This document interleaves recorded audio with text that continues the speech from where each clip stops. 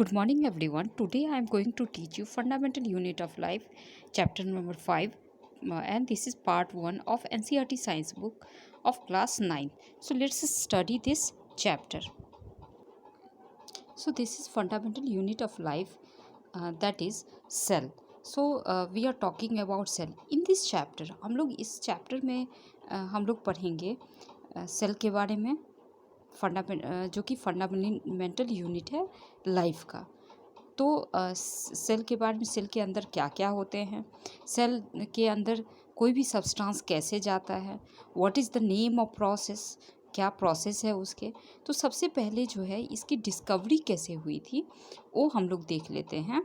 तो सबसे पहले इसको जो डिस्कवर किया था, the person name was Robert Hooke. किस साल में डिस्कवर किया था इसको? डिस्कवर किया था उन्होंने 1665 में। It was discovered in 1665। करीब करीब जब अंग्रेज़ आए थे, 1600 में कहा जाता है अंग्रेज़ आए थे, उसके जो है उसके कुछ दिन बाद जो है, कुछ साल बाद, मतलब 1665 में इसकी डिस्कवरी हुई थी। और ये जो थे रॉबर्ट हुक ने इसको डिस्कवर किया था। रॉबर्ट हुक ने इसको कॉर्क से डिस्कवर किया था। अब ये खेलने वाला कॉर्क नहीं है, बैडमिंटन कॉर्क नहीं है, ये कॉर्क है आपका, ये रॉबर्ट हुक। ये कॉर्क जो है वो है जो कि ट्री के छाल से, पेड़ जो होता है, पेड़ बहुत मोटा पेड़ होता है, आपने देखा होगा, उससे लिक्विड निकलता है, बाद में वो जो है जम जाता है, और दैट इज़ कॉल्ड कॉर्क। अब ये कॉर्क को देखने के लिए you have to Google it. Google करोगे तो आपको दिख जाएगा, और फिर आप कमेंट कर सकते हो कि आपने देखा उस चीज़ को। तो कॉर्क जो है, कॉर्क में इन्होंने देखा, और ये जिस चीज़ से देखा उन्होंने, ये उनका बनाया हुआ माइक्रोस्कोप था। ये उनका सेल्फ डिज़ाइन जो है माइक्रोस्कोप था, ये उन्होंने ही बनाया था। अब इन्होंने बनाया और फिर उसमें देखा, देखने के बाद उनको जो है एक जो हनी बी होती है उसके जो छत्ते होते हैं, हनीकम, सो ये दिस वाज रिजेंबलिंग लाइक हनीकम। अब एक जो है पार्ट को लिया उन्होंने, एक कंपार्टमेंट को लिया, और ये जो कंपार्टमेंट था, लिटिल कंपार्टमेंट, जो कि लैटिन वर्ड में इसका नाम उन्होंने लैटिन, इसका मीनिंग था लिटिल कंपार्टमेंट, और इस लिटिल रूम का नाम उन्होंने रखा सेल, क्योंकि जो सेल था वो लैटिन में मतलब होता है little room. But it was very, ये जो डिस्कवरी था, this discovery was very important, बहुत ज़्यादा इम्पॉर्टेंट डिस्कवरी हुआ। और आप जैसा देखते हैं कि 1665 में रॉबर्ट हुक ने सेल की डिस्कवरी की, तो अभी तक हम लोग इस सेल का नाम चेंज नहीं हुआ है, अभी तक हम लोग सेल को सेल ही कहते हैं। अब आगे बढ़ते हैं। इस सेल को देखने के लिए सबसे पहले जो है एक एक्टिविटी है कि क्या सभी लिविंग थिंग जो है, लिविंग ऑर्गेनिज्म जो है, सेल कंटेन करते हैं।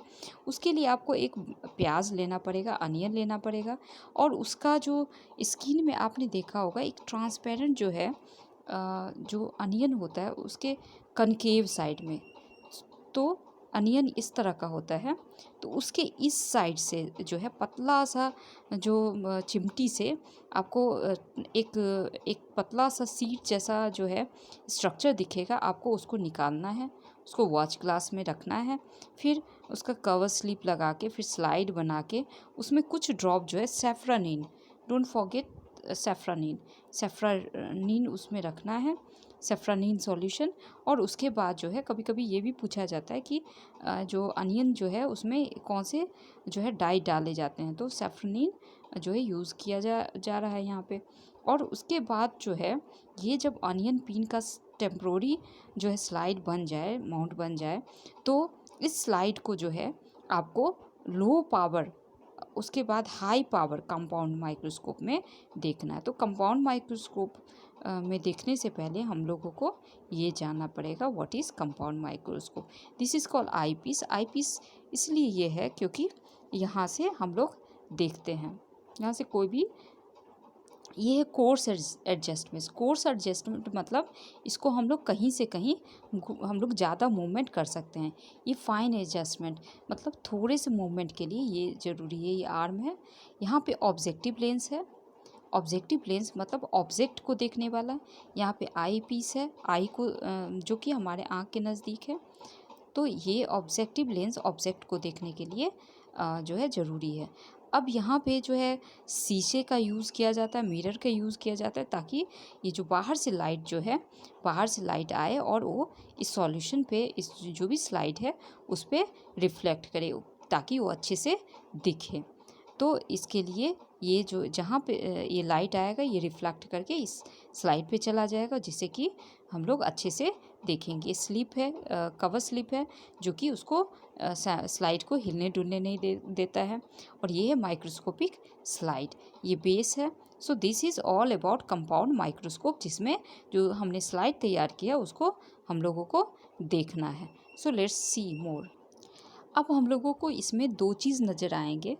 इसमें जो है इसमें हम लोगों को ये सेल नज़र आएगा जो बहुत डार्क बाउंड्री है, और यहाँ पे छोटा सा ब्लैक कलर में नज़र आएगा।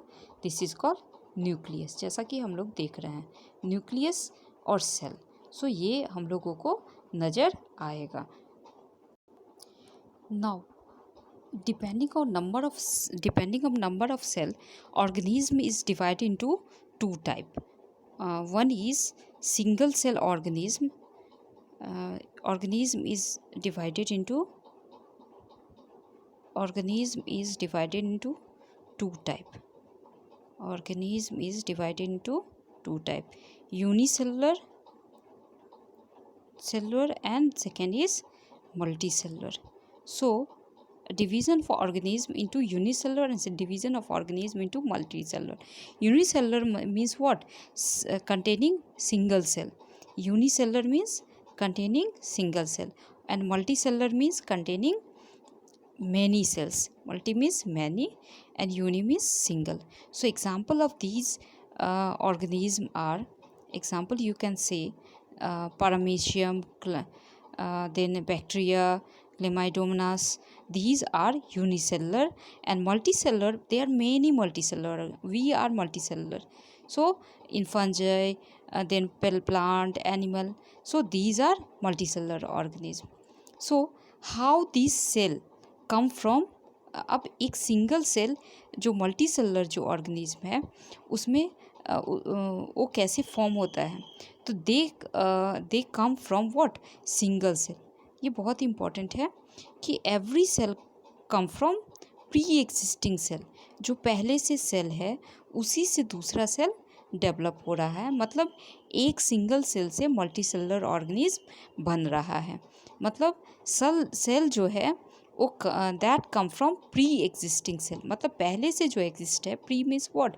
पहले से। एग्जिस्टिंग मतलब पहले से, जो पहले से सेल एग्जिस्ट है, from that cell another cell is develop. So this is what?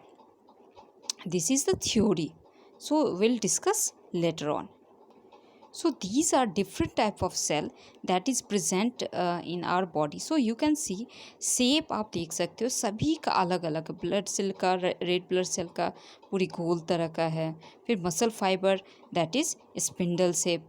Then you can see this nerve cell जो है वो ब्रांच्ड है। Then fibre fat cell you can see here. So every cell has different shape according to function के according उनका shape जो है अलग अलग है. Now shape and size of the cell is related to the function they perform. मतलब जो function ये perform करेंगे उन पे इनका जो सेल का साइज शेप जो होता है वो फिक्स होता है और या चेंजिंग शेप होता है। जैसे अमीबा का जो है वो चेंजिंग शेप होता है। So you have scene pseudopodia in class 8 में आपने इस सुडोपोडिया के बारे में समझा था कि उसका शेप हम लोग ऐसे भी बना सकते हैं, ऐसे भी बना सकते हैं। It is very easy to make shape of amoeba. मतलब ये किसी भी शेप का हो सकता है क्योंकि इसकी बाउंड्री फिक्स नहीं है। Boundary decide what? Shape of the cell. अब shape of the cell boundary decide करता है, तो बाउंड्री ही नहीं फिक्स है तो शेप फिक्स नहीं होगा। हमारे बॉडी में जैसे हमने क्लास 8 में डिस्कशन किया था, WBC जो है, जो हमारा पुलिसमैन है हमारे बॉडी का, उसका भी शेप फिक्स नहीं होता क्योंकि उसको जर्म से लड़ना है और जर्म्स इतने डिफरेंट तरह के होते हैं, तो उसके अकॉर्डिंग उनका शेप जो है शेप होगा, तभी वो अच्छे से लड़ पाएंगे। So they do not have fix shape. लेकिन जब हम नर्व सेल की बात करते हैं तो nerve cell have typical shape. You have seen nerve cell, तो ये टिपिकल शेप का है और इसका शेप भी फिक्स है। अब जो है ये जो भी ऑर्गेनिज्म है सब में डिवीज़न ऑफ लेबर है। जैसे हम ही लोग के बॉडी में कुछ पार्ट जो है वो ब्लड जो है हार्ट जो है पंप करता है ब्लड को। स्टमक का काम है फूड डाइजेस्ट करना। देन जो है लंग्स का काम है रिस्पिरेशन करना। तो हर एक का डिवीज़न बना हुआ है।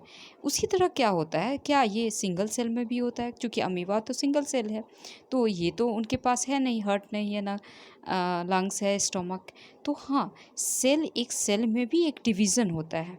मतलब सभी जो डिफरेंट जो ऑर्गेनल है, मतलब सेल के अंदर जो कुछ स्पेसिफिक कंपोनेंट होते हैं, तो उनको कहा जाता है ऑर्गेनल। उनको क्या कहा जाता है? ऑर्गेनल। जैसे आपने सुना होगा माइटोकॉन्ड्रिया, न्यूक्लियस, देन आपने सुना होगा प्लास्टिड, आपने सुना होगा। मतलब डिफरेंट जो है ऑर्गेनल होते हैं। ये जो होते हैं ऑर्गेनल होते हैं, जो स्पेसिफिक कंपोनेंट होते हैं, जो स्पेसिफिक फंक्शन को परफॉर्म करते हैं। तो हाँ, इनके अंदर भी ये जो सेल ऑर्गेनल है वो डिफरेंट तरह के सेल ऑर्गेनल है इनके अंदर, सेल के अंदर, और ये डिफरेंट फंक्शन परफॉर्म करते हैं। कुछ सेल की सफाई करते हैं, कुछ सेल के लिए खाना बनाते हैं, कुछ सेल में एनर्जी देते हैं। तो इनका काम अलग अलग है। तो एक डिवीज़न ऑफ लेबर है और ये सब मिलके क्या बनाते हैं? एक सिंगल सेल बनाते हैं। और ये सेल मिलके टिश्यू बनाते हैं। सेल, उसके बाद आया टिश्यू, टिश्यू के बाद आया ऑर्गन, ऑर्गन के बाद आया organ system, and organ system के बाद ऑर्गेनिज्म। सो यू कैन आप जो है ये देखो, सेल से आया टिश्यू। जैसे सेल के फॉर्म में RBC, WBC, platelet, they are cell. Now सब मिलके क्या बन गया? ये बन गया आपका ब्लड बन गया। अब ब्लड जो है किधर से फ्लो करेगा?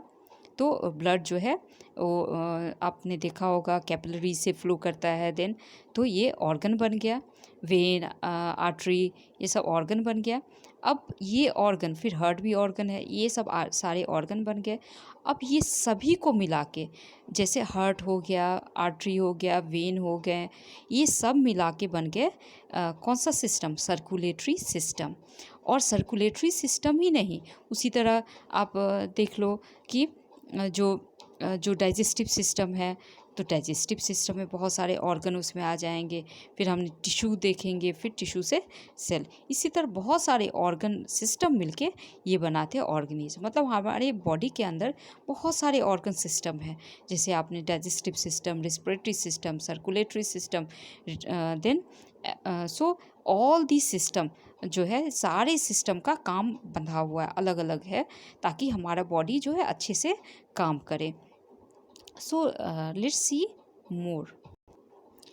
सो अब सभी जो सेल होते हैं, सेल के अंदर जो है तीन जो है three we have studied about cell organelle के बारे में हमने पढ़ा है। और सभी सेल में 3 फीचर होते हैं। 3 फीचर कहने का मतलब है कि सभी सेल में, और ये 3 फीचर जो है बहुत ही हेल्पफुल हैं। ये 3 फीचर कौन कौन है? तो हम लोग देखते हैं। सेल जो है 3 फीचर जो हैं वो हैं हमारे प्लाज्मा मेम्ब्रेन, जो है plasma membrane, nucleus and cytoplasm. तो एक सेल है, सेल के अंदर न्यूक्लियस हो गया बीच वाला पार्ट, और ये जो न्यूक्लियस जिसमें रहेगा दैट इज़ कॉल्ड साइटोप्लाज्म। तो ये साइटोप्लाज्म हो गए। तो ये तीनों जो फीचर्स हैं, मेन फीचर्स हैं, जितनी भी एक्टिविटी होती है सेल की वो इस पे डिपेंड करता है। और फिर ये इंटरेक्ट करता है बाहरी इन्वायरमेंट से, अपने बाहरी इन्वायरमेंट कहने के अपने चारों ओर के इन्वायरमेंट से एक इंट्रैक्शन होता है। और ये इंट्रैक्शन पॉसिबल इसीलिए है कि ये तीनों के वजह से पॉसिबल है। ये plasma membrane, nucleus, then cytoplasm, 3 features जो है बहुत ही इम्पॉर्टेंट है। और ये जो है मदद करते हैं इंट्रैक्शन। अगर मान लो कि इंट्रैक्शन नहीं हो, जैसे अमीबा है, अमीबा का तो एक सेल है, तो उसको फूड जो है बाहरी से मिलेगा। तो फूड जो है बाहर से कैसे लेगा? वो फूड जो लेगा वो उसका सूडोपोडिया जो भी सेल का बाउंड्री है वो चेंज करेगा। वो जो है सेल जो है ऐसे, मान लो कि ये अमीबा है, उसको कहीं से फूड मिल गया, तो फूड लेने के लिए वो क्या करेगा? इसको चेंज करेगा बाहरी बाउंड्री को। फिर क्या करेगा? ये अमीबा जो है, ये मान लो कि इस फूड जो है, फूड इसके अंदर आ गया, धीरे धीरे करते करते ये इसके अंदर समा जाएगा और वो जो है उसको डाइजेस्ट करेगा। तो दिस इंट्रैक्शन, ये जो बाहर से इंट्रैक्शन हो रहा है, किससे हो रहा है? ये हो रहा है प्लाज्मा मेम्ब्रेन से। इसके अंदर क्या है? न्यूक्लियस है। ये फूड कहाँ जाएगा? साइटोप्लाज्म। तो 3 factor is most important for any cell for interaction with its environment. So ये बहुत इंपॉर्टेंट है। Next will deal in next part.